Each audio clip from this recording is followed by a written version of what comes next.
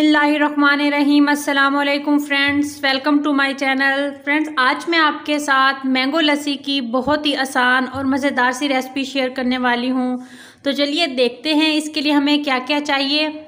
थोड़े से बारीक कटे हुए पिस्ता गार्निशिंग के लिए, 2 चम्मच चीनी, 2 से 3 आइस क्यूब्स, आधा कटोरी दही फेंटा हुआ, 1 आम बारीक कटा हुआ, 1 गिलास दूध। तो चलिए शुरू करते हैं।